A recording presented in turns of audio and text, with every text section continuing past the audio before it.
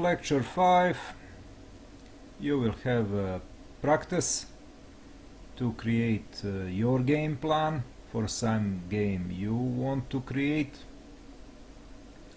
or you create or you plan to create. For this I will give you some notes. For beginning you can write plan similar to plan as you see. First you need to set your goal. Maybe this will be finishing of game, and define the time for this. After that, set the blocks or part for a game finishing and define the time. So first main goal, and after that second goals for your plan.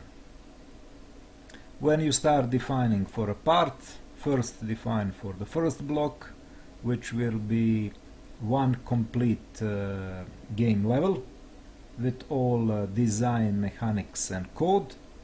After that plan your second block, menu, introduction, some tutorials,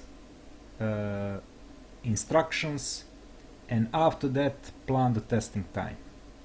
Have a good luck and do your practice.